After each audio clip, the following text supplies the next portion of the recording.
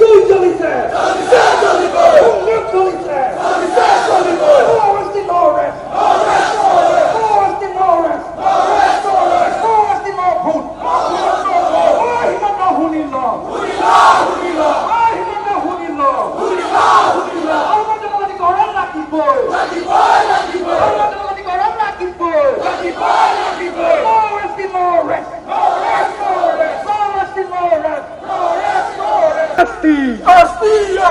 We want SD.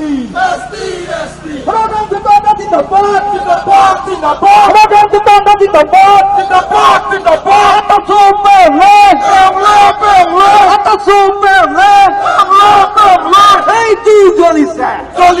Jolly boy, Hangam Jolisa, boy. Program to Bangladesh Koran lucky boy. Oh, Himanta Hunila, oh, Himanta Hunila. At the Superland, Program to Bangladesh in the box, hey, tu Jolisa, boy. Hangam Jolisa, boy. Hey, tu Jolisa, boy.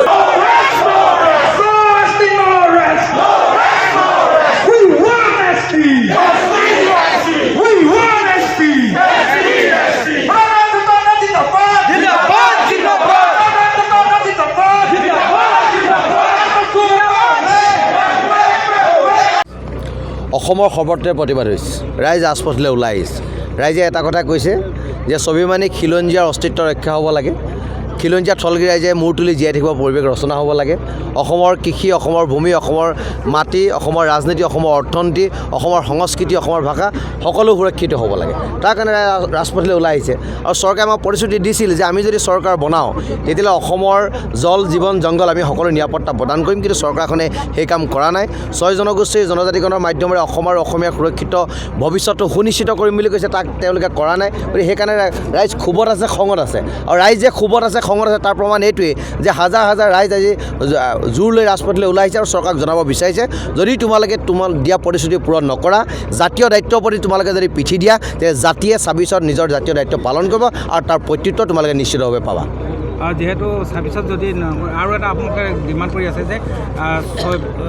40টা সমষ্টি আপোনালোকে কাঢ়ি আনিম বুলি কৈছে বিজেপিৰ পৰা নহয় আমাৰ দাবীটো হ'ল যে থলগিৰি খিলঞ্জীয়া ৰাইজে অসমত জীয়াই থকাৰ পৰিৱেশটো ৰচনা হ'ব লাগে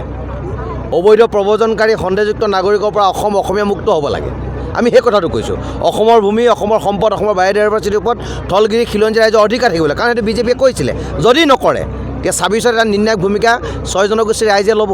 আৰু অসমৰ ৰাইজে এটা সিদ্ধান্ত ল'ব আৰু নিজৰ জাতীয় দায়িত্ব পালন কৰি চৰকাৰক তাৰ উচিত প্ৰত্যুত্তৰ দিব খাকলাৰীয়ে যি প্ৰতিবাদ কৰি আছে এই ক্ষেত্ৰত কি ক'ব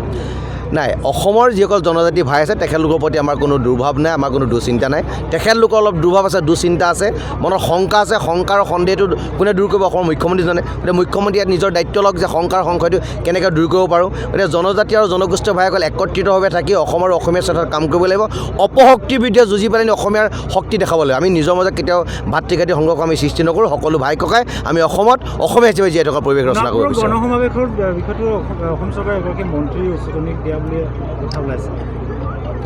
সোণাপুৰৰ গণসমাৱেশটো হৈ গ'ল আমি যিখিনি কথা ক'ব লাগে কৈছোঁ তাৰপিছত আমি বহুবাৰ তেখেতলোকৰ লগত মিলিত হৈছোঁ আমি টক শ্ব'টো বহিছোঁ ৰাজহুৱাভাৱে মিলিত হৈছোঁ আমি মনৰ কথাখিনি কৈছোঁ তেখেতলোকৰ মনৰ কথা কৈছে গতিকে বিদ্বেষ নাই বিৰূপভাৱ নাই গতিকে সকলোৱে ভাতৃত্ববোধৰ মাজে অসম আৰু অসমীয়াৰ স্বাৰ্থত অপশক্তিৰ বিৰুদ্ধে যুঁজ দিয়াৰ কাৰণে আমি পল লৈছোঁ নিজৰ ভাই ককাইকেইটাৰ মাজত সকলোৱে একেলগে থকা আমি অংগীকাৰবদ্ধ হৈছোঁ নহয় আমাৰ দাবীটো হ'ল যে থলগিৰি খিলঞ্জীয়া ৰাইজে অসমত জীয়াই থকাৰ পৰিৱেশটো ৰচনা হ'ব লাগে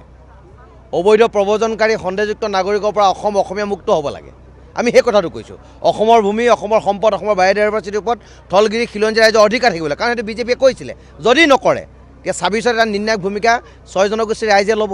আৰু অসমৰ ৰাইজে এটা সিদ্ধান্ত ল'ব আৰু নিজৰ জাতীয় দায়িত্ব পালন কৰি চৰকাৰক তাৰ উচিত প্ৰত্যুত্তৰ দিব খাকলাৰীয়ে যি প্ৰতিবাদ কৰি আছে এই ক্ষেত্ৰত কি ক'ব নাই অসমৰ যিসকল জনজাতি ভাই আছে তেখেতলোকৰ প্ৰতি আমাৰ কোনো দুৰ্ভাৱ নাই আমাৰ কোনো দুচিন্তা নাই তেখেতলোকৰ অলপ দুৰ্ভাৱ আছে দুচিন্তা আছে মনৰ শংকা আছে শংকা আৰু সন্দেহটো কোনে দূৰ কৰিব অসমৰ মুখ্যমন্ত্ৰীজনে গতিকে মুখ্যমন্ত্ৰীয়ে নিজৰ দায়িত্ব লওক যে শংকাৰ সংশয়টো কেনেকৈ দূৰ কৰিব পাৰোঁ গতিকে জনজাতি আৰু জনগোষ্ঠীয় ভাইসকল একত্ৰিতভাৱে থাকি অসম আৰু অসমীয়া স্বাৰ্থত কাম কৰিব লাগিব অপশক্তিৰ বিৰুদ্ধে যুঁজি পেলাই অসমীয়াৰ শক্তি দেখাব লাগিব আমি নিজৰ মাজত কেতিয়াও ভাতৃঘাতী সংঘৰ্ষ আমি সৃষ্টি নকৰোঁ সকলো ভাই ককাই আমি অসমত অসমীয়া হিচাপে জীয়াই থকাৰ পৰিৱেশ ৰচনা কৰিব বিচাৰোঁ গণসমাৱেশৰ বিষয়টো অসম চৰকাৰে এগৰাকী মন্ত্ৰী উচতনি দিয়া বুলি কথা ওলাইছে সোণাপুৰৰ গণসভাটো হৈ গ'ল আমি যিখিনি কথা ক'ব লাগে কৈছোঁ তাৰপিছত আমি বহুবাৰ তেখেতলোকৰ লগত মিলিত হৈছোঁ আমি টক শ্ব'টো বহিছোঁ ৰাজহুৱাভাৱে মিলিত হৈছোঁ আমি মনৰ কথাখিনি কৈছোঁ তেখেতলোকৰ মনৰ কথা কৈছে গতিকে বিদ্বেষ নাই বিৰূপ ভাৱ নাই গতিকে সকলোৱে ভাতৃত্ববোধৰ মাজে অসম আৰু অসমীয়াৰ স্বাৰ্থত অপশক্তিৰ বিৰুদ্ধে যুঁজ দিয়াৰ কাৰণে আমি পণ লৈছোঁ নিজৰ ভাই ককাইকেইটাৰ মাজত সকলোৱে একেলগে থকা আমি অংগীকাৰবদ্ধ হৈছোঁ